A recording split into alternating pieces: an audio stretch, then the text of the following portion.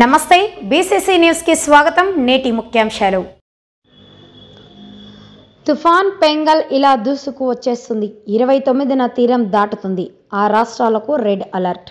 బంగాళాఖాతంలోని వాయుగుండం తుఫాన్గా మారుతుంది. 2024 నవంబర్ 27వ తేదీ సాయంత్రం అంటే బుధవారం సాయంత్రం 5 గంటలకు వాయుగుండం తుఫాన్గా మారుతుంది. ప్రస్తుతం శ్రీలంక తీరం దగ్గరలో ఉన్న తుఫాన్ ఫెంగల్ అత్యంత వేగంగా భారతదేశం వైపు దూసుకొస్తుంది. ఈ తుఫాన్ తమిళనాడు రాష్ట్రంలో నవంబర్ 29వ తేదీన తీరం దాటనున్నట్లు భారత వాతావరణ శాఖ హెచ్చరికలు జారీ చేసింది. ఈ క్రమంలోనే తమిళనాడు, పుదుచ్చేరి రాష్ట్రానికి రెడ్ అలర్ట్ జారీ చేయగా ఏపీకి ఎల్లో అలర్ట్ ఇచ్చింది వాతావరణ శాఖ. నవంబర్ 26వ తేదీన మంగళవారం మధ్యాహ్నం 2 గంటల సమయానికి తుఫాన్ ఫెంగల్ 12 కిలోమీటర్ల వేగంతో కదులుతుంది.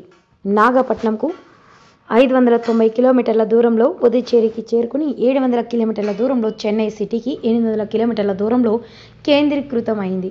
ప్రస్తుతం తీవ్ర వాయుగుండంగా ఉన్నది. ఇది 27వ తేదీ సాయంత్రానికి తుఫానుగా మారనుంది.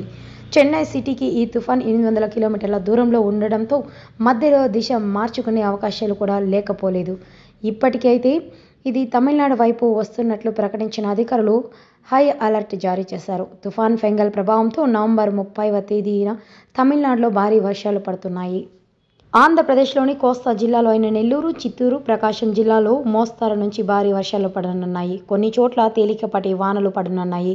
రైతులు అందరూ ముందస్తు జాగ్రత్తలు తీసుకోవాలని, కోతలు ఉంటే వెంటనే పనులు చేసుకోవాలని, కళ్ళల్లోని పంటలను రక్షిత ప్రాంతాలకు తరలించుకోవాలని సూచిస్తున్నారు వాతావరణ శాఖ అధికారులు.